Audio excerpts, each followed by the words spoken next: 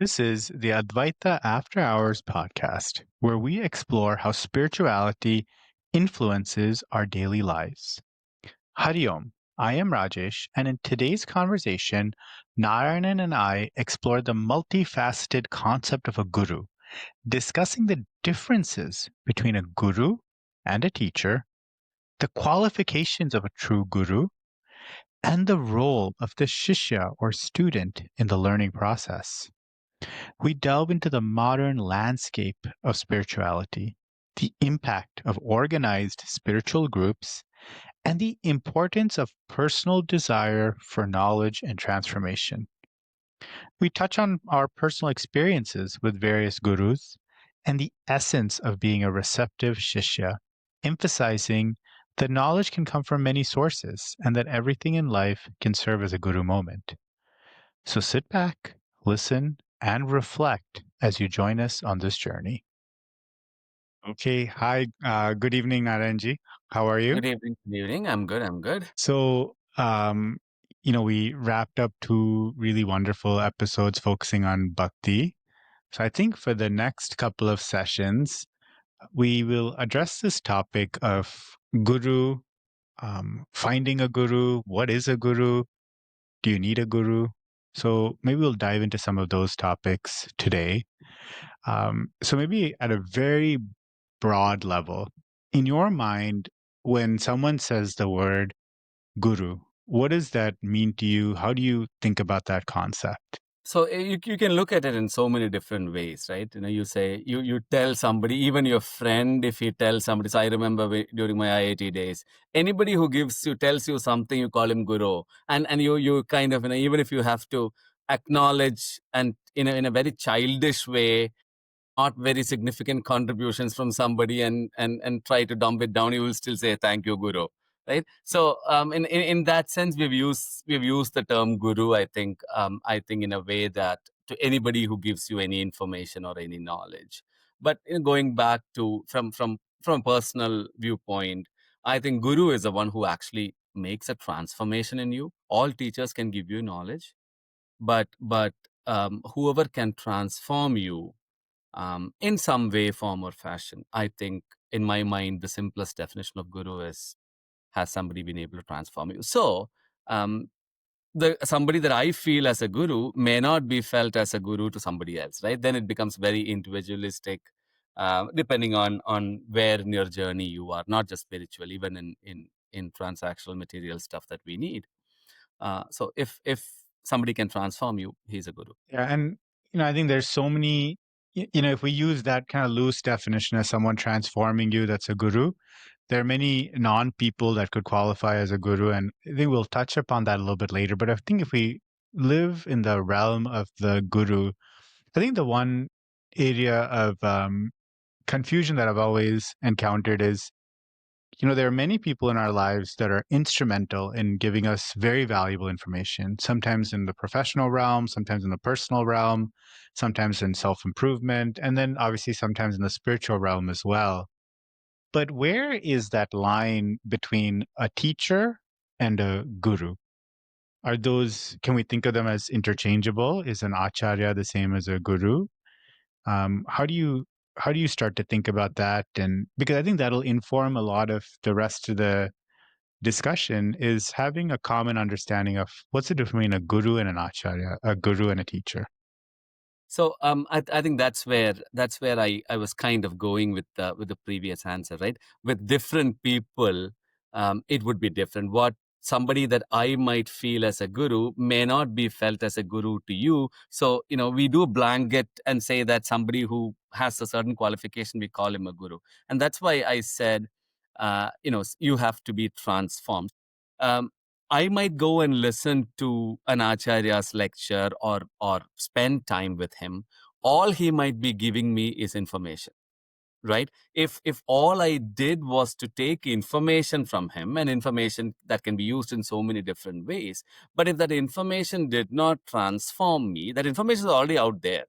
But if that information did not transform me, that doesn't make a guru, right? That person doesn't make a guru for me. But he might have come to you and given that information same way, and you would have taken it. And it's all our conditioning also. You would have taken it and it would have transformed certain things in you, and you would say he's a guru to me, right? So I don't think there is no one size fits all, and there is no guru that you can define in one consistent way. I think gurus are different. So Krishna, for example, right, said all this to Arjuna. I mean, he was in the battlefield. A few other people also heard it, but nobody would say that, oh, this was of course, we'll say Krishna Mande Jagat Guru in a very broad sense. But at that point, he was not a guru to anybody else. Lots of people heard it. Yeah, and I think I first started thinking about this idea of guru. Um, Again, I remember this was it was when I was living in Pittsburgh, and in Pittsburgh, I mean, now it seems very symbolic as I tell the story, but we used to live on the base of this hill, and in this place called Squirrel Hill. And then the hospital I would have to go to for my fellowship was on the top of the hill. So Okay. every day I would climb up a hill. And as I was doing that during that time, I was listening to Swami Paramarthananda's lectures on Bhagavad Gita. And now, the picture seems very idyllic in that you're kind of going up this hill, getting spiritual knowledge. But then it was just something to distract the fact that it was very cold outside and I was walking up a hill. But one of the things that he talked about when he was going through some of these first verses of Bhagavad Gita in chapter 2, which you're referring to also, is that at one point they get into a discussion about what constitutes a guru and what are the qualifications for a guru, and similarly, what are the qualifications and for a shishya. And for anyone that's interested, Viveka Chudamani by Shankaracharya also elaborates on this point. But one of the central points that Shankaracharya makes is the fact that one of the biggest differences between someone who's a guru versus someone who's a teacher is that the guru has not only the scriptural knowledge, but also has backed it up with a life commitment to trying to find the divine. And to me, I think that definition clarified things a lot, right? Because then it changes it from, maybe your Veda teacher or your bhajan teacher, they certainly are providing a very meaningful body of knowledge to you. But what would still differentiate them from what we think of as a Satguru is the fact that is really asking that question: are they themselves, have they had that direct experience of finding God within? Which, if you start to use that criteria, then the number of available gurus start to dwindle very quickly, right? And so that made me reflect on that a lot. Not in any way to disparage all of the very important acharyas and teachers that make us into the people we are. But there is, I think, at least when we go back textually, that one fundamental difference, which really comes down to the person themselves, that is the guru. Correct. And even the scriptures define a guru as Shrotriya Brahmanishta. Right? Shrotriya is the one who knows all of what he's teaching, and Brahmanishta is one who walks the talk, who is abiding in that, the truth, in the knowledge. So in that sense, yes, and you will be authentic only if you walk the talk, right? If you have book knowledge, if you learned it from somebody and has a very good brain that can recite all of those back, you might look very exciting. And that's one of the differences now, right? Where people who are very very charming, very very well spoken, sometimes we mistake them to be gurus, right? Yeah, so to your point, you have to have walked the talk and have lived and have that experience, and then that number dwindles very quickly. But the point is, we don't know who is that, right? There's no wait for us or from anybody to know if somebody is a realized master, if somebody has had that experience, right? You know from their actions quite a bit, but some people choose not to even show that at all. So and may not want to be a guru also. And the other interesting thing is, there's so much to touch on here, but the other interesting thing that I think about is that whenever we get into this mindset of thinking, is that person qualified to call themselves a guru? I think the first thing we got to do is look at ourselves, right? And ask, okay, fine. If they're the guru, are we qualified to be a shishya?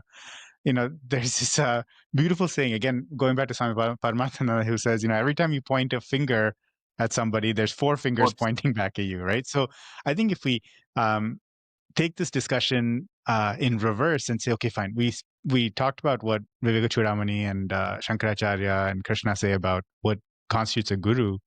What about what constitutes a shishya, right? So if we all approach ourselves as students of life, students that are trying to gain more insight, we've got to first be an appropriate student to receive teaching, no? Correct, correct. And Vivek Chudamani and all the scriptures, and that's where the whole path of sadhana chatushtayam, right? You have that fourfold path that a disciple should have, and you don't have to have all four of them to in full measure to start with, but at least you should have some sense of those four qualities: viveka, vairagya, shatsambati, mumukshutvam, to really go in that path, right? The first is discrimination. You should be able to discriminate between what you actually want and what are the ephemeral things. Uh, don't wait for a guru to tell you that, because you're wasting guru's time if you can't even discriminate that, and if you don't know that's what I want. And then you want to have the dispassion. If you can't expect a guru to tell you and teach you. Oh, before I forget, I've read this because you're a doctor. You can relate to this very well. There is one saying that I've heard. This was a long time ago. I heard somewhere, right? A guru is like a doctor. He can diagnose what is wrong with you. He can tell you what you need to get back on the path of health, but him taking the pills won't help you, right? So the shishya should have the desire to really know what he needs to know, and the guru, if, however good the guru is of no use if the shishya is not willing to spend the time and do it. And that's why Bhagavad Gita, if you look at it, a lot of time is spent on telling Arjuna the importance of self effort before Bhagwan goes on and tells lots of other things. Because even for a shishya, not just, oh, I need a guru, I need to find it, that's not enough. You need to be putting in a lot of self effort to that. And sometimes some gurus are good at making you do that effortlessly. And so you go on through that path very quickly. So I think sadhana chatushtayam is the basis. You need to have all those qualities, and of course we can go deep into all of that Yeah. when we have. I was I'd gone to the gym where the girls do gymnastics, and one of my friends there, uh, he's probably about our age, but he's very accomplished, and he's got a very curious intellect, right? Very, very curious intellect. And the one thing though that has always puzzled me is that despite his incredibly curious intellect, he's actually, I wouldn't even say not interested, but actively disinterested in questions of philosophy, questions of, who am I? Why am I here? Where is life going? And, one of the things that you mentioned, with the sadhana, the chatushtayam is also mumukshutvam, right? Or the desire to, um, to be free, right? Or avaranam, right? Like the desire to get over that ignorance of one's own nature.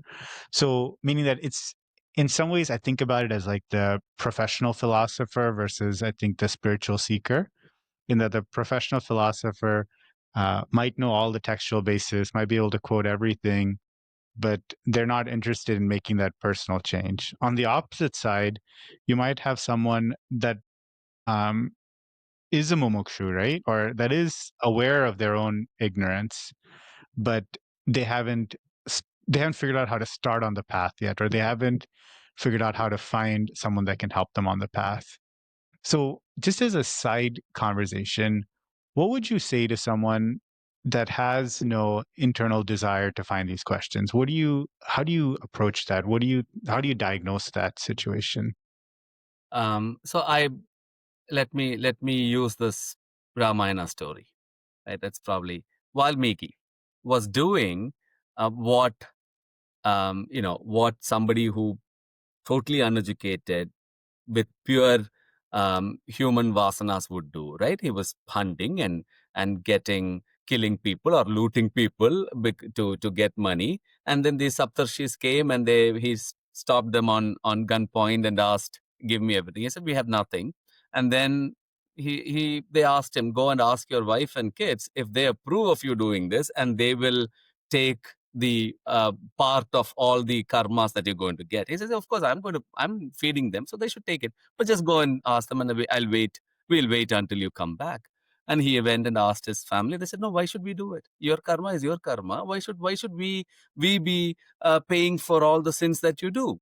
He came back. So that's a shock, right? But somebody needed to show that. And then did he know? Did he have any scriptural knowledge? Nothing, right? And then that intense desire to know came on because of this pointed questions by the Saptarshis, and he meditated until he was wholly covered by Valmigam, and they had to come and break it off open to take him out, and he became a realizer. So that pointed question, that desire, it will have to happen, right? So Valmiki got it. Now, lots of people may not want it, but it is also because of this. I always tell this example of Apple products, right?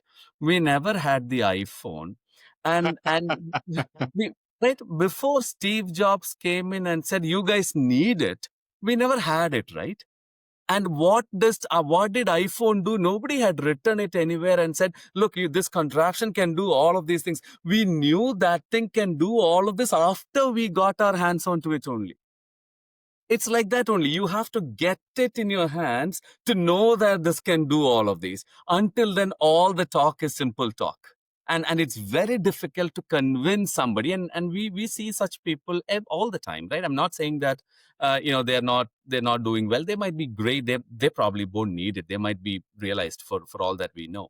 But at least they show total disinterest, like you say. They're very smart, very bright, and you wonder why they're not spending that time at least doing it, right? It is so I use the iPhone analogy for that. You have to get something in your hand to know it. Yeah. No, I think that's a really astute point. And I think there are many other examples, right? Swami Chinmayananda, he didn't start off on that path, but Correct. that kind of happened to him suddenly. Um, but, but yeah, I think it probably hits people at different points. And then I think when it's there, then, as the sayings go, the guru shows himself to the student when they're ready. But let's dive into that. One of the things you had mentioned earlier is that sometimes there's very charming people who put on the guise of the guru. And I don't want to get too far into trying to disparage anybody that's a self-proclaimed guru or not disparage them. But I think one question that's very reasonable is that in today's day and age, right, where we have a lot of organized spirituality, we have various groups that promote a certain philosophy. They've got a great infrastructure, a global network through internet. They've got massive reach. So in today's day and age, could you kind of look at some of these organizations and say that they're kind of our modern gurus? They've taken on that role of the modern guru. Um, yes, right. So when does a guru become efficient? When he or she transforms somebody's life. So if they have a following, and if they have a good enough number of people following them, somebody would have gotten changed, right? So that's a way that we can simply say, we are not going to judge anybody based on what they do or how they do it. I mean, the reason why they attract a lot of people is maybe they have changed somebody. Now, in terms of how impactful any of these gurus have been, only the teacher knows, right? And so, in sports, you don't need to be the best player to be the best coach, right? Sometimes middling players, we see in most of the games, middling players have that knack of motivating, understanding, and letting the student explore and go on a path and realize the full potential of the student. So such gurus are not strictly by definition gurus because they are not brahmanishtas, right? They have not gotten there, but they have some power and charm to open these doors to a student who then by his own effort, by his own drive gets there. And these gurus are no less gurus, right? Because they're able to show student a path. So while in those, and now we have lots of these tools, internet and AI and stuff like that. So it's also you beneficial to think that not a well-formed guru also can do a few things. Yeah, I personally am very conflicted about it. And I guess part of my conflict comes in that um maybe sometimes I have trouble seeing past my own cynicism. Historically when we think about gurus, there's a certain amount of selflessness attached to it, a certain amount of um they're not invested in spoon feeding you anything, but they see their main role as allowing you to uncover the truth within yourself, right? Meaning that all of the knowledge that we need is in us, and the job of the guru is to, um, they use the analogy of of dusting off the mirror so that we can see ourselves more clearly, right? And so there's this kind of thread of selflessness in there. There's this thread of not quite apathy, but a sense that they're not trying to take any um, uh, they're not looking for a guru dakshina. They're not looking for you to give them anything in return. But sometimes a lot of spiritual organizations, I feel, have their own internal politics, have their own administration, have their own um, metrics in some ways that they have to satisfy. And and to me, it feels like it dilutes the mission. But when I see it through your perspective, where that all might be true, but if the final ultimate mission is transformation of an individual, does it matter? So how do you deal with that? Do you ever recognize the cynicism? How do you manage that cynicism? Yeah. So again, um, Swami Tabovanam, Chinmayananda's guru, right? He told Chinmayananda very clearly that when he said, "Oh, I'm going to go down to the plains and you know spread the message of Gita." He said, whoever has to get it will get it. You don't have to go and spread this. Anything that's institutionalized, you will get corrupted, right? Anything that you start institutionalizing, you will have to fall within that confines of how you have to do it. So I'm sure there are some people who still believe that and say that I don't need any institutional stuff, whatever it is. But then you can have the other side that things, look, you have gotten this from your guru, isn't it your solemn duty now to give it to people who are less deserving, or at least less fortunate, deserving but less fortunate, to give this. So but I am a big believer, at least personally, right? uh, if institutions are not there, um, do you still get the same kind of reach? May not be. But whoever has to get it, will they not get to it at some point of time, with or without institutions? I think they will, right? I think they will. So I don't know. I'm still, I don't really have a good answer to this. But I am like organized religion, like organizing people to fall into a certain thing, which might even go into a cult-like behavior, like we are seeing for certain gurus. I am a much, I like much more the idea that whoever has to get it in their own self-effort way, and the guru as a facilitator and a provider has to be there. I don't know if it's organized. Maybe there is some benefit. I don't know. No, yeah, I see what you're saying. And I guess there's a lot of these very silly aphorisms, right? Like don't throw the baby out with the dishwater Of and course. stuff like that, where I think it's one of those things where, yes, a certain amount of corruption may happen, but if the goal is noble, then there's going to be good that's carried through that goal also. Is I think one way to I Yeah, think yeah. one way to kind of paraphrase it also. One story that really kind of strikes me also is actually from the Mahabharata again. You know, Dronacharya is there, right? Dronacharya is one of the foremost warriors of his time, foremost teachers of his time, and uh, and Drupada's son, Drishtadyumna, is essentially born for the sole reason of killing Dronacharya to avenge his father, right? And Drishtadyumna comes to Dronacharya, and Dronacharya knows when Drishtadyumna comes that this is what Drishtadyumna is there for. He is there to kill him eventually. But Drishtadyumna comes to him as a teacher, and Dronacharya reflects on the fact that Drishtadyumna has all the qualities that are requisite for a student. And so he feels compelled to teach him as a discharge of his duty. And when I heard that story, it made me think a lot about how sometimes we tend to put a lot of emphasis on the person, but maybe we don't put an emphasis on the body of knowledge, right? So I think what that story talks about is that story is not about Drona, but it's about Drona accepting himself as a vehicle for the knowledge. And when someone comes to take that knowledge, who is he to stand in the way of the knowledge getting transmitted? And I think it's something that we can also reflect on in our lives, right? So if we have any knowledge that we hold, we may hold that knowledge, but we don't control that knowledge. We don't get to control the flow of the information. We are only a vessel to communicate it.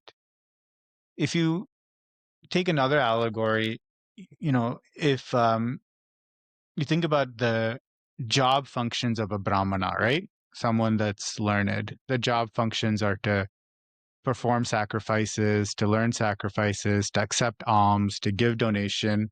But also, one of the core Teach. functions is to teach, right? And to give that knowledge up.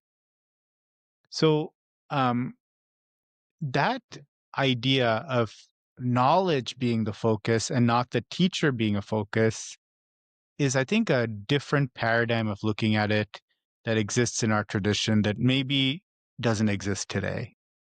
What are your thoughts on that? Right. I think you're right to a certain extent. Right. The idea that it's focused on knowledge, right? It's not on the person giving it. It's focused on the knowledge. Um, so if you look at, and I think you probably are coming to it at some point of time, Dattatreya and 24 gurus, right? It's getting it from wherever it is. All these qualities, all this knowledge doesn't matter if it's a bee, it's a crow, it's a snake, it's earth, it's fire. You're basically learning those qualities. So the focus is on what you need. So it's not the messenger that's important, it's a message that is important. And how do you get that message, that is important. But messenger also is important, because for us to have an interest towards that knowledge, or at least to get to that knowledge, you need a vehicle. You need to be you need to so you may have all the ingredients that you need to make a dish, but you need somebody to cook it, right? It's not enough that you have my grocery store, and it doesn't, yeah, it will satisfy my hunger, but I won't get a dish that I want, right? The ingredients are there. Somebody has to prepare it and give it to me, or in this sense, show me how to prepare it using those ingredients. That'll be of benefit to me, and that'll take me in the path forward. So I think focusing on knowledge is critical, but I think the vehicle also has an important role. We live here in Phoenix. Um, we are blessed that um, multiple times a year we have various Swamijis that actually come and do temporary residences in Phoenix, and we get to listen to them. Um, how do you think about finding a guru on an ongoing basis? Is there one guru that you find? Is there many that you find? Where do these spiritual communities fit in, or these spiritual forums fit into that process? So one guru is, so if you can layer this thing, right? One guru, if you want to look at it, now if we are all going to Chinmaya mission, that one guru is Swami Chinmayananda, right? He is, and then everybody else, and they themselves will say we are doing only Gurudev's work, we are doing only Gurudev's message. So we can say it's just one guru, water coming through different faucets, uh, different faucets in different parts of the house at different times of the day. You can think of that's a message coming from him. I mean, if he were alive and if he were able to say, he'll say it's all my guru, right? And he'll go to Tabo and he'll say it's my. So you will eventually go to Sadashiva Samarambam, Shankaracharya Madhyamam, Asmadacharya Paryandam. So it's all a guru parambara. So even if we say I have a connection with somebody, that guy didn't make all of this, right? He got it from somewhere. He got it from somewhere. So I think we can simply look at ourselves as being fortunate to be able to be learning from whoever is giving, whichever faucet is being opened at whatever time, plus the idea that all of this knowledge, all of this information, it's coming to you through all these different vehicles. So in that sense, there is no, maybe you can also say that there's no distinction. So I'm happy to listen to Ramakrishna mission's lectures, I'm happy to listen to Chinmaya mission's lectures, I'm happy to listen to anything that I can lay my hands on. And there is no paucity of stuff in this day and age, right? So I distinctly remember back when I was in college that I got hooked on this idea of looking for a guru, right? And looking, and I would read various books, different. Where I was in college, there was a very big ISKCON chapter, so I would go to their like ISKCON satsangs and their meets. And the whole time, it was kind of like early in my career when I was looking for a mentor. The whole time, like, where is that one person, that one mentor that's going to show me the path? Where is that one guru that I can kind of latch onto and just follow for the rest of my life? And it actually took me a long time to realize that um, all these were gurus being shown, right? That it's not about, I think, finding that one individual and following in their footsteps for the entirety of your life. I think that happens to a few people that are incredibly blessed to come to someone that really can be their everything. But I think for the majority of us, that's not it. And at various times, various things come with intensity or don't come with intensity. Um, in some ways, the very fact that we are doing this podcast now is a form of that Guru Parampara as well, right? In that it's absolutely. allowing us to introspect, allowing us to find meaning within ourselves. Um, do you have any personal stories that you can relate about a guru that you came across at a point in your life, and how now in retrospect it all seems meant to be? Not very deep kind of connections, but I have been able to interact at reasonably decent levels with multiple gurus, both from Chinmaya Mission as well as Swamiji's outside in Kerala, that I have met and spent some time with. With all of them have taught me different things. It's not essentially, but I think I'll correct that. I think they haven't taught me different things. They've all taught me that you need to stick onto this path, right? So eventually, whatever they said, it's pretty much the same thing. It's like different messages, different messengers telling you effectively that, oh, you have to stay on this path. Results are not going to come instantaneously. This is a long drawn out thing. It's a path of perseverance. It's a path of having to know. It's once you have the desire to know, then you have to stick on to it. Because I used to have lots of questions which are dumb questions, and if one guru that I've never met but has only read and has influenced me the most, that has to be Ramana Maharshi. Uh, simply because of the pointedness of his answers to every question. It's not about something here or there or in that scripture or that book. It's always going back to you, right? So, and that's in such a direct way that first few times you think, what's the whole point of asking this question? But that's probably what he wanted you to figure out. What's exactly the point of asking this question? Because why is there even a question, right? Eventually, that's where he wants to go. So from what I've read, if there is one guru who I think whose work has kind of really hit hard is Ramana Maharshi, and there's lots of other people who have who have interacted with, talked to. Um, yeah. Yeah, I also find reading as kind of the way in which I find myself the most. And I was very fortunate in that my parents were a huge influence on me when I was growing up. Through my father, I learned a decent amount of Vedas. Wish I'd learned more now, but you always think that when you're older and you look back when you were younger. But for me, I think one small turning point was actually a book that my father had given me. But the book was written by Swami Sarvananda, and what it was actually a transliteration of one of the Upanishads. Okay. And it seems like such a silly thing to say now, but I remember about a couple months before reading that book, I had gone to visit my uncle. And in kind of like my exuberance of my youth, I was talking about how our system is broken. We shouldn't just teach people how to rote learn all of these Sanskrit slokas, but we need to talk about meaning, and that should be part of the teaching.